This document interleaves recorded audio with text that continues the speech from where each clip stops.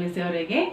We will be teaching today figures of speech. Now before we start this topic, figures of speech are a special way of writing the poem in which it increases the poetic effect.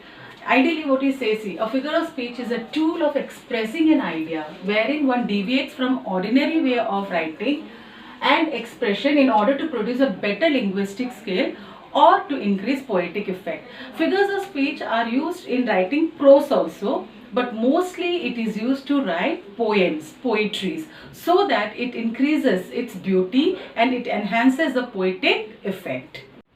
Alright, let's start with the figures of speech. The first one, simile. Now, what is simile? In simile, there is direct comparison between two dissimilar objects using words like, as and so. Now, examples here. She looks like a Barbie doll. Now, see here, she is compared with a Barbie doll directly. The word used is like. See the second example. He was as brave as a lion in the battle. Maybe the soldier must have fought like a lion, like very ferociously like a lion in the battle, and the word used is as. Now in this case, simile is very easily distinguishable because you can see that there is direct comparison, and the presence of words like, as and so instantly helps you to understand that this particular line is a simile. The next in line is metaphor. Metaphor का दूसरा नाम है implied simile. इसको यहाँ पे भी comparison होता है, but यहाँ पे direct comparison नहीं होता, यहाँ पे indirect comparison होता है. The other name of metaphor is implied simile. Here the meaning or the comparison is implicitly compared with the object. Now in this indirect comparison there is no words like and as such. See the example here. She is the Barbie doll of our family. Now see here, she is the Barbie doll. Now here it is implied. There is not direct comparison, it is implied. She is a Barbie doll of our family. See the next example. He was a lion in the battle. In the simile we said he fought like a lion. There is a direct comparison, words like as and use. See the previous example. He was as brave as a lion. As brave as. We use the comparison and we use the word as. But in this case we did implied. We implicitly said he was a lion in the battle. An indirect comparison. So that is metaphor. Okay, now let's start with the third figures of speech, that is personification.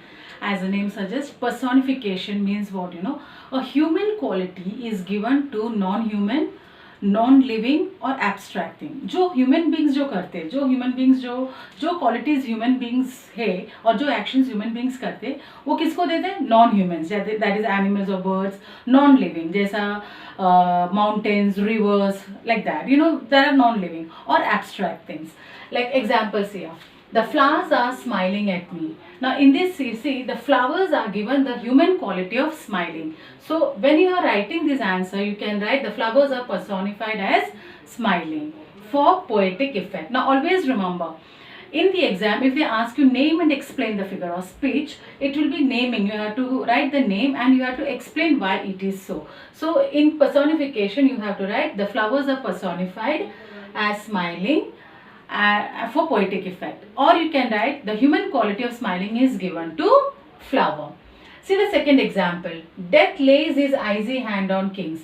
Death, an abstract thing, has given the human quality of laying hands on kings. So here again death is personified. I hope you all have understood personification. In lines with personification there is another figure of speech known as apostrophe. In apostrophe again what happens, non-living, non-human, abstract, absent and dead people are involved. But you know what? यहाँ पे हम लोग बातचीत करते हैं. Your quality is not given. Human quality is not given. What we do is we are talking with a non-human, non-living or abstract idea or a dead or an absent people. You just आप converse कर, आप बात करते हो उनसे. That is apostrophe. Examples here. Shakespeare helped me to finish this play. Now Shakespeare is a long dead person, but you are talking with that person. Shakespeare helped me to finish this play. See the example, second one. Help me God from this crisis. Now you are talking with God who is not visible and all, but you are talking with God and there is a direct address. So in apostrophe what is happening is we are talking. A direct address is made with a abstract thing or with a non-living thing for poetic effect. Alright, let's continue. Now we are coming to those figures of speech where there are contradictory ideas are said. Now there are 5 figures of speech in which you will see there are opposite ideas, a contradiction is used. Now all these 5 we will be covering up today, and you should be able to differentiate between all these 5 different figures of speech with its explanation, and I will try my level best to make it easy for you. See the one is antithesis. The first one for the contradictory one is antithesis. Antithesis in itself, if you break, anti means opposite, thesis means idea. So antithesis का मतलब है opposite ideas. So antithesis is simple, in which opposite ideas or words are used for poetic effect. Example C. Man proposes, God disposes. In this the opposite words are proposes and disposes. See the next example. Many are called, few are chosen. Many and few, opposite words. Even for that matter, called and chosen also you can say it is opposite. So antithesis means opposite words or ideas are used for poetic effect. See the next one is known as oxymoron. In oxymoron what happens, again contradictory ideas are there, means opposite ideas are there. But how will you recognize between antithesis and oxymoron? It's very easy. Two opposite words are placed adjacent to each other, means they are placed side by side. That's the best way to differentiate between oxymoron, antithesis and other figures of speech where there are contradiction involved. See the example. His book is completely incomplete. Now just here, completely incomplete may, these are opposite words but are placed one by side by side. See the next example. She is regularly irregular for the meeting. She is regularly irregular, opposite words but placed side by side. This is the best way or easier way to recognize oxymoron. Oxymoron always opposite words are placed adjacent to each other for poetic effect. Alright, next set of figures of speech which includes contradiction is paradox. Now what is paradox? Paradox are again opposite ideas. It is as equivalent as antithesis. But you know what? Paradox में जो opposite ideas जो state किया ना वो truly हुआ रहता है, like from the context of the poem और from the context of the given situation it is true. When opposite ideas are really true from the context, then that sentence is known as paradox. So paradox is contradictory ideas. Contradictory ideas means opposite ideas, but true from the context. That is paradox. Antithesis में क्या है, opposite words और ideas रहेगा, लेकिन वो really हुआ ये ऐसा नहीं है, वो just poetic effect के लिए या effect के लिए हम लोग बोलते हैं. But paradox में वो poetry का background से या कोई situation का background से वो सच में हुआ है, that opposite ideas has actually happened. When it is true, then that sentence is known as paradox. See the example. Failures are the pillars of success. Now failure and success, here are two contradictory ideas, but it is true and therefore it is paradox. See the next example. The enemy of your enemy is your friend. The enemy and friend opposite, but it is true. The enemy of your enemy is your friend. It's a fact, it's a truth. So then what happens? It is a paradox. Similarly, India is a rich country of poor people.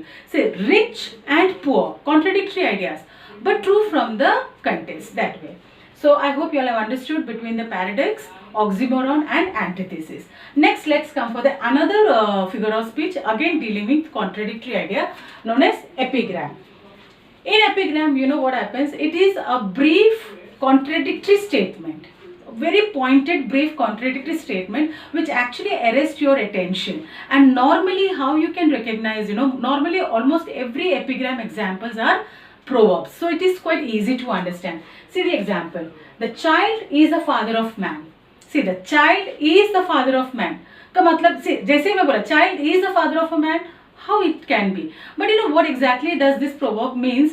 When a child is there, when a child is born, his growing age, his abilities, his likes, his aptitude and all, what we see in his childhood, we come to know that in the future how he would grow up as a adult, and we can come to know that how it will be contributing to the society. That's the reason it is not child is the father of man. See the next one. Attack is the best form of defense. Again, it is an epigrammic or contradict statement. Attack is the best form of defense. Normally defense में हम लोग क्या करते हैं, अपने को defend करने की कोशिश करते हैं, but here it is attack is the best form of defence. Opposite words, attack and defence, both are contradictory ideas, but it is used as a pointed contradictory statement. Okay, let's come to the next one, irony. What is irony now? Irony में ना opposite is meant. What is exactly written, उसके exactly opposite हम लोग mean करते हैं. ये तो अपना लाइफ में भी, एवरीडे लाइफ में हम लोग का एक कॉमन कंप्लेन है, यू नो, अपना मम्मी या डैडी या कोई फ्रेंड्स वगैरह सब बहुत आयरनिकल वे में हम लोग से बात करते हैं, टॉन्ट मारते हैं ना हम लोग. नॉर्मली वी से दे टॉन्ट मी लाइक दिस करके, that way. See what is irony? What is being written, exactly the opposite is meant. Examples here. You are my best friend who did not come when I needed you the most. Now see, here ironically it is told. The sentence is you are my best friend. It is actually not meant. What is actually meant? That you are not my good friend. You are not my best friend. Why? Because he should not come when I needed you the most. So that is what is written, exactly the opposite is meant. That is irony. See the second example. She is always punctual, just an hour late always. See now, she is always punctual, but exactly it is written she is always punctual, but exactly मैं क्या mean करना चाहती हूँ कि वो punctual है ही नहीं करके, क्योंकि हमेशा वो आर लेट आते हैं, हमेशा 1 घंटा लेट आती है. So irony is what is being written, exactly the opposite is meant. That is the figure of speech, irony. And for the day, for today's lecture, the last one we are doing is euphemism. Now what is euphemism? Euphemism में एक harsh fact जो रहता है या harsh reality जो रहता है life का, उसको माइल्डर वे में हम लोग बताते हैं. harsh fact is told in a milder tone. Harsh fact, like example, अपने लाइफ का सबसे हार्श फैक्ट क्या है? डेथ, या झूठ, किसी ने झूठ बोला आपसे, ये सब अपना हार्श फैक्ट होता है. तो वो in a milder term you say. For example say, he passed away yesterday. Passed away in a mild way we said, we did not directly okay he died, ऐसा हम लोग डायरेक्टली नहीं बताया, हम एकदम मेलो डाउन होके हमने वो harsh fact of death is said in a milder tone. See the next example. I think I'm hearing a fairy tale. Now fairy tale सच में होता है क्या? Fairy tale होता है? No, it is fiction.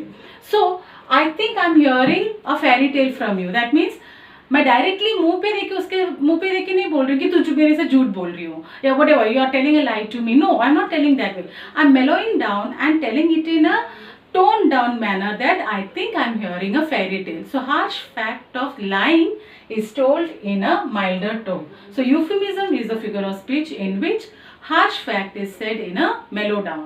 Okay, now what happens, you know, this after this lecture there will be a worksheet given to your please do the worksheet carefully. The questions being asked is all different way depending upon the places, time and how the exams are being conducted.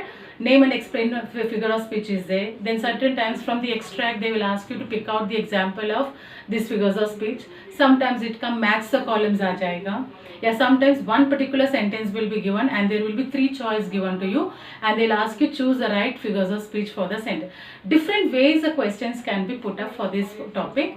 What you all have to do is you all have to understand the concept of figures of speech and learn it and understand it and take up the questions in whatever way it comes. Alright, chalo, see you all then.